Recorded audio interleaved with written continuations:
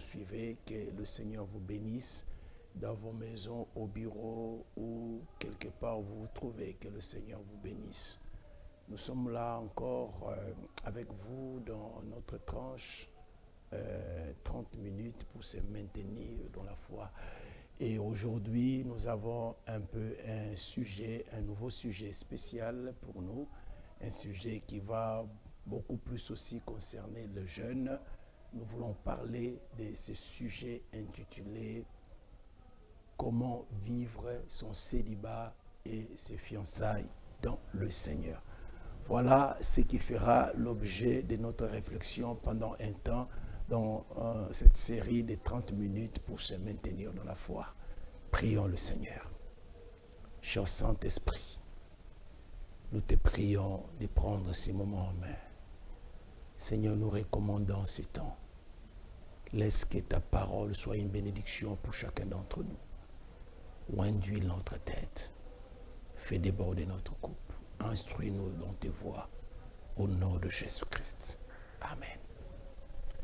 Voilà comment vivre son célibat et ses fiançailles dans le Seigneur. Voilà le sujet qui fait l'objet de notre réflexion pendant ces temps. Bien-aimés dans le Seigneur, nous devons savoir une chose que la volonté de Dieu pour chacun d'entre nous, en général, est qu'un jour dans notre vie, nous puissions faire l'expérience du mariage. C'est-à-dire que nous puissions trouver un partenaire avec lequel nous allons nous lier dans le lien des mariages pour le restant de notre vie. Mais avant que nous puissions arriver à cette étape de nous lier dans le lien du mariage, il y a une étape capitale et importante que nous sommes tous appelés à traverser, c'est la période de célibat et de fiançailles. Alors, frères et sœurs, en tout cas, il n'existe pas de personne sur la terre qui puisse dire que lui, il n'a jamais fait l'expérience de cette période de célibat. Nous voyons même dans la parole de Dieu, notre ancêtre Adam, cet homme parfait, lorsque Dieu l'a créé, il ne l'avait pas créé comme un bébé, mais c'était un homme fait, avec une certaine maturité. Mais cet homme fait, mais qui vivait aussi dans le jardin d'Éden, un milieu où il y avait tout ce qu'il faut. Mais malgré cela, Adam a quand même traversé cette période que nous appelons la période de célibat. Voilà pourquoi, frères et sœurs, nous voulons ensemble réfléchir sur ce thème, comment vivre son célibat et ses fiançailles dans le Seigneur. Alors, pour nous mettre un peu dans le parfum, je voudrais vous présenter d'abord quelques raisons ou buts pour lesquels nous avons choisi de réfléchir sur ce sujet, comment vivre son célibat et ses fiançailles dans le Seigneur. Bien-aimés, le but pour lequel nous avons choisi de parler de ces sujets, premièrement, c'est pour instruire notre jeunesse chrétienne sur ces deux périodes qu'elle est appelée nécessairement à traverser dans sa vie. La période du célibat et la période des fiançailles. Vous savez, la Bible dit dans Jean 6, 45, la Bible dit, « Ils seront tous enseignés de Dieu, ainsi quiconque a entendu le Père et reçu son enseignement vient à moi. la Bible dit qu'ils seront tous enseignés de Dieu. Nous voulons donc, par cette réflexion, conduire notre jeunesse à avoir une connaissance, un savoir de comment elle est appelée à vivre ces deux périodes de leur vie qui sont appelées à traverser la période du célibat et la période des fiançailles. Et le deuxième but que nous poursuivons, ce but consiste à conduire la jeunesse à comprendre ce que Dieu veut, comment Dieu veut, comment ils doivent se conduire pendant cette période où ils sont encore célibataires ou pendant la période où ils seront en train de vivre leur fiançailles. Quelle doit être leur conduite? Et le troisième but qui nous pousse à faire cette réflexion est tout simplement pour amener les jeunes, notre jeunesse, à devenir des instructeurs, des enseignants, des autres, par rapport à cette période de célibat et de fiançailles. N'oublions pas que l'apôtre Paul, parlant à son fils Timothée, dans le livre de 2 Timothée 2.2, il dit ceci: « Ce que tu as entendu de moi, en présence de beaucoup de témoins, confie-le à des hommes fidèles qui soient capables de les enseigner aussi aux autres. » Donc, en réfléchissant sur ces deux périodes que nous sommes appelés à traverser en tant que jeunes, la période du célibat et des fiançailles, en comprenant comment est-ce que nous devons traverser cette période, nous pouvons devenir nous-mêmes aussi des instructeurs des autres, en enseignant d'autres jeunes à savoir comment ils doivent vivre cette période de célibat et de fiançailles. Amen. Comme je suis en train de le dire, vous allez remarquer que dans notre thème, nous avons deux sujets. Nous avons le premier sujet qui consiste à parler, à réfléchir sur la période du célibat, comment nous devons le vivre. Et le deuxième sous-point, nous parlerons de la période de fiançailles, comment aussi les jeunes doivent vivre cette période des fiançailles. Alors, notre réflexion dans le premier point sur le célibat sera basée sur 4 points. Sur le célibat, comment vivre son célibat, nous parlerons des 4 points suivants. Le premier point, nous allons parler de la définition du terme célibat. C'est quoi le célibat? Et le deuxième point, nous allons parler de l'importance de cette période du célibat. Quelle est l'importance que revêt cette période du célibat que nous traversons en tant que jeunes? Et le troisième point, nous parlerons de que faire pour bien vivre cette période. Alors, qu'est-ce que nous devons faire pour que nous puissions arriver à bien vivre cette période? Et nous allons chuter par ces points. Qu'est-ce qui arrive à un jeune qui a mal vécu cette période de célibat? Amen. Comment vivre son célibat dans le Seigneur. Genèse 2, 7 à 8. Ouvrons la Bible. Si vous avez votre Bible, vous pouvez l'ouvrir avec nous dans le livre de Genèse 2, 7 à 8. Nous ouvrons nos Bibles. Nous allons ensemble lire. La Bible dit: « L'Éternel Dieu forma l'homme de la poussière de la terre. Il souffla dans ses narines un souffle de vie, et l'homme devint une âme vivante. Puis l'Éternel Dieu planta un jardin en Éden du côté de l'Orient, et il y mit l'homme qu'il avait formé. »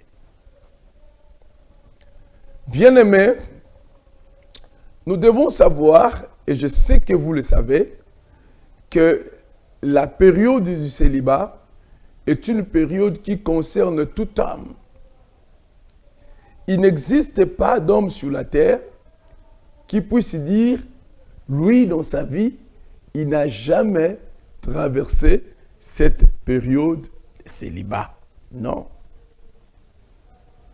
D'ailleurs, nous voyons cet homme, comme je l'avais dit au début, Adam, l'homme parfait, l'homme saint, l'homme qui vivait dans un environnement parfait.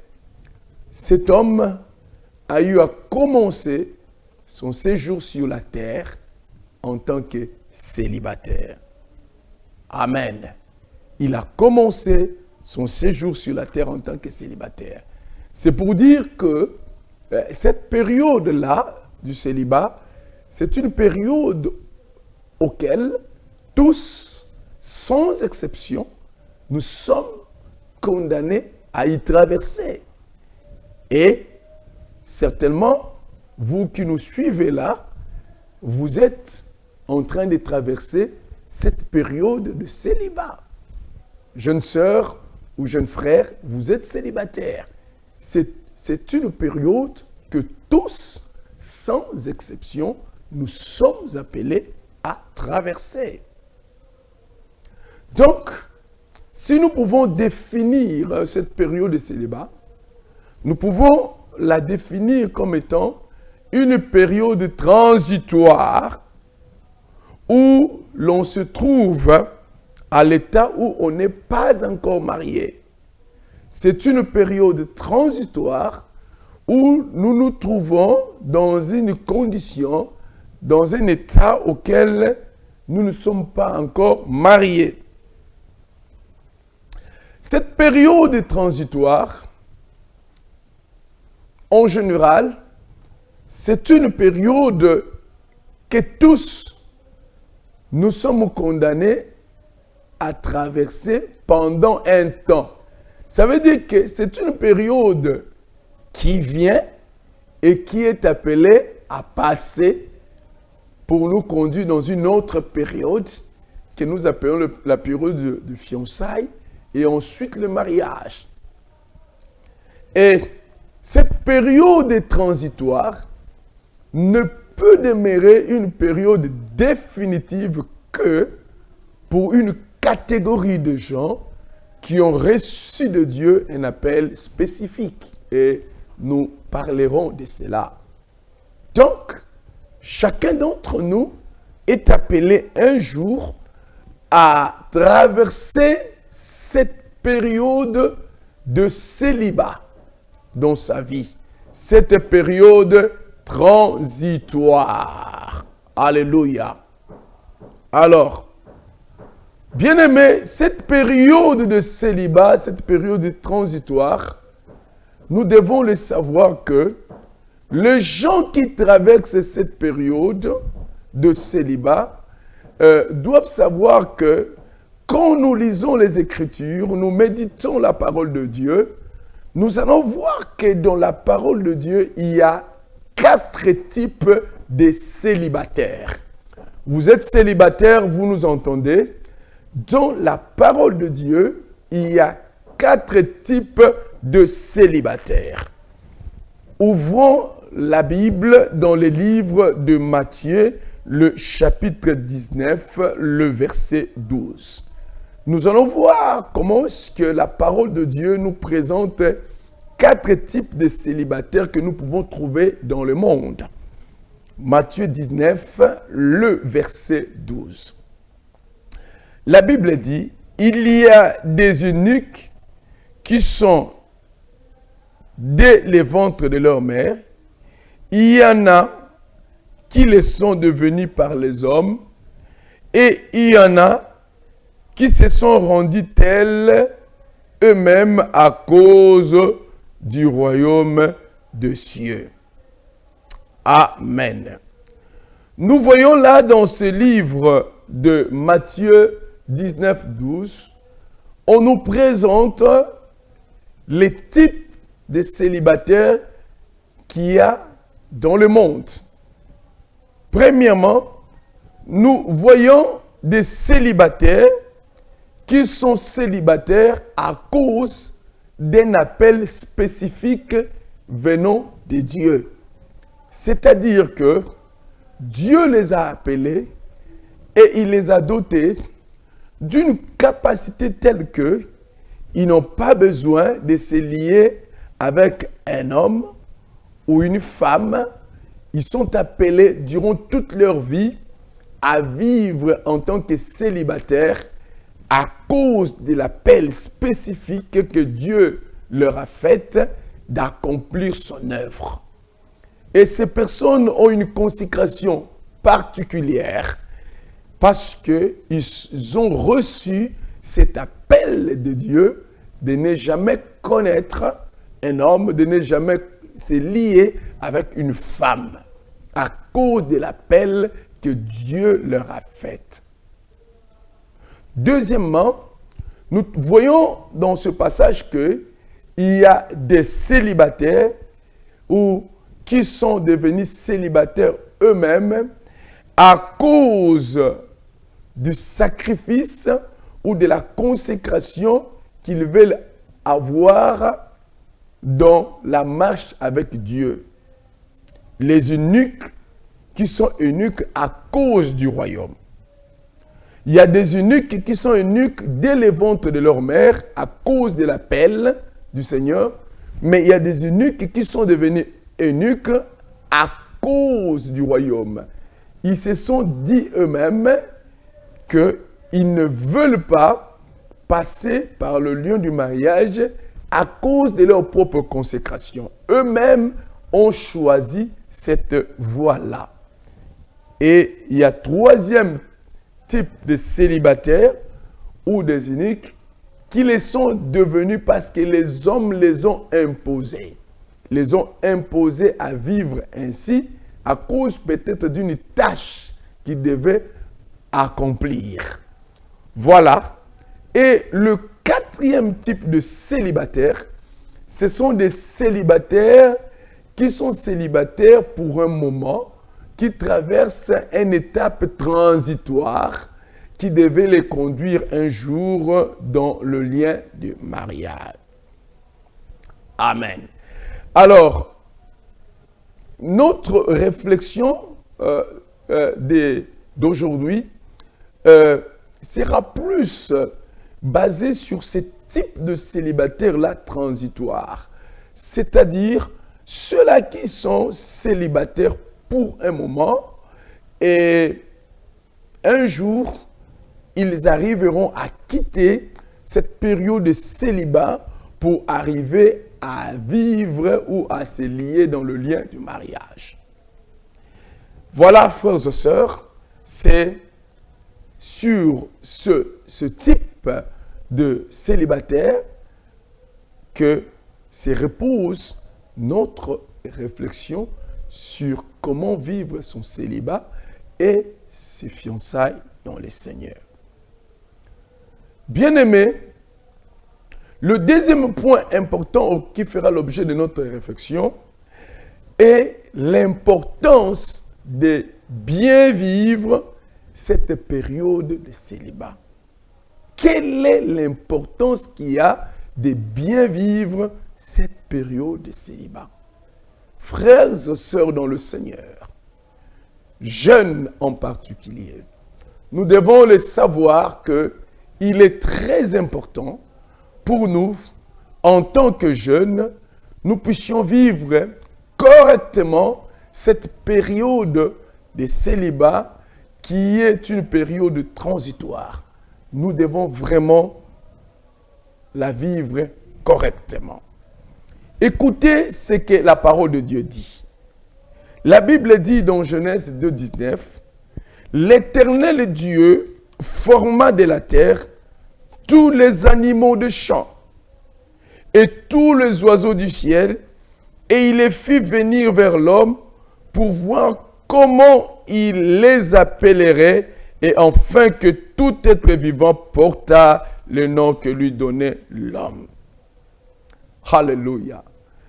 Avant même de parler de l'importance de cette période de célibat, j'aimerais attirer notre attention sur une chose. Lorsque nous traversons cette période de célibat, nous ne devons pas considérer cela comme étant un lien, une malédiction ou quoi que ce soit. Parce que nous puissions le vouloir ou pas, dans la volonté de Dieu, dans les calendriers de Dieu pour nous, Dieu a prévu cette période de célibat pour chacun d'entre nous. Amen. Pourquoi affirmons-nous que c'est une période prévue par Dieu? Nous affirmons que c'est une période prévue par Dieu pour des raisons.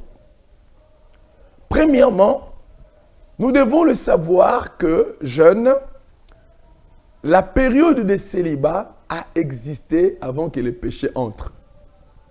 Voyez-vous, avant même que Adam puisse chuter, avant même que le péché entre dans l'humanité, le premier homme, l'homme parfait, a commencé son séjour sur la terre en tant que célibataire. Dieu est le Tout-Puissant. Il pouvait faire, dans sa toute-puissance, que Adam commence directement son séjour sur la terre comme un marié. Mais Dieu a voulu que cet homme commence son séjour sur la terre comme célibataire. Et croyez-moi, Dieu n'a pas permis que les choses soient ainsi en vain. Car Dieu fait chaque chose pour un but. Et cette période que Adam était en train de traverser du célibat, Dieu a permis cela pour un but. De même pour nous, la période que nous traversons du célibat, où nous ne sommes pas encore mariés, nous sommes célibataires, Dieu le permet pour un but. Donc, le célibat a existé, cette période a existé avant que le péché entre dans le monde. Alléluia.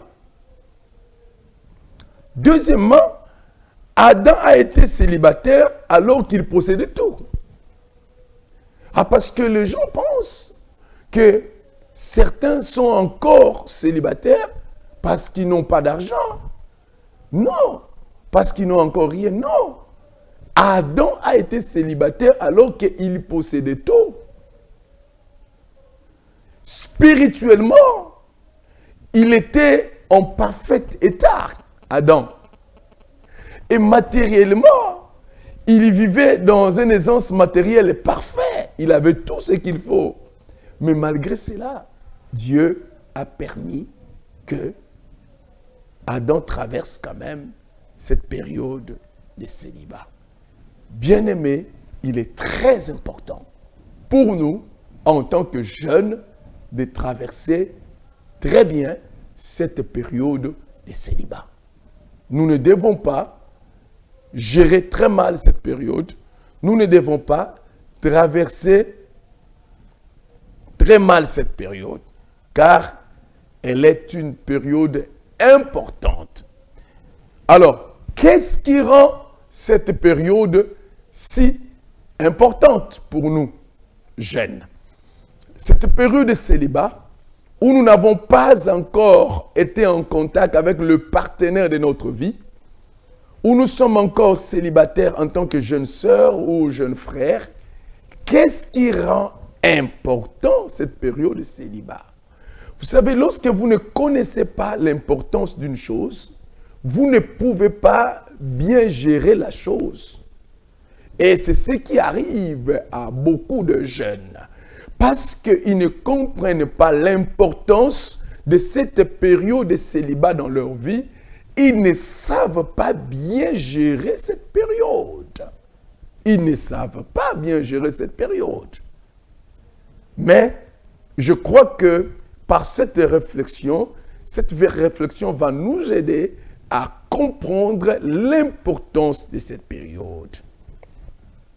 Lisez avec moi la parole de Dieu dans le livre de 1 Corinthiens 7, 32. Ouvrez la Bible dans le livre de 1 Corinthiens 7, 32. Voici ce que dit la parole de Dieu. Je voudrais que vous fussiez sans inquiétude. Celui qui n'est pas marié s'inquiète des choses du Seigneur, des moyens à plaire au Seigneur. Gloire au Seigneur. Alléluia. Paul le dit à la jeunesse. Ne soyez pas inquiets alors que vous êtes célibataires. Ne vous tourmentez pas parce que celui qui n'est pas marié, il n'est pas marié, il traverse cette période de célibat pour s'inquiéter des choses du Seigneur. Qu'est-ce que cela veut dire?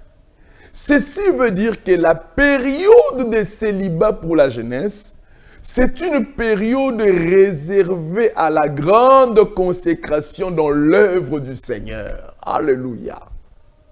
C'est une période dans laquelle Dieu nous met à part. Dieu permet que nous puissions la traverser, afin que nous apprenions à nous consacrer davantage dans l'œuvre du Seigneur. C'est une période merveilleuse. C'est une période merveilleuse. Une période où nous nous consacrons entièrement dans l'œuvre du Seigneur. C'est une période où Dieu permet que nous puissions travailler notre spiritualité. Vous allez remarquer avec moi que c'est pendant cette période dans les jardins d'Éden que Adam était en train de faire son ministère. Il était en train de regarder la nature, de donner à chaque animal son nom, à chaque plante. Il était en perpétuelle activité. Pendant cette période, il travaillait son ministère.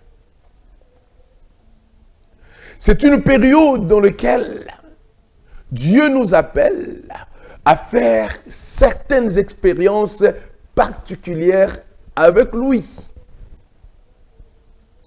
Vous savez, mes frères et sœurs, Dieu ne fait rien au hasard. La période du célibat, la période auquel nous sommes célibataires, c'est une période où nous sommes grandement libres. Jamais un homme marié n'aura la liberté d'action qu'un célibataire a.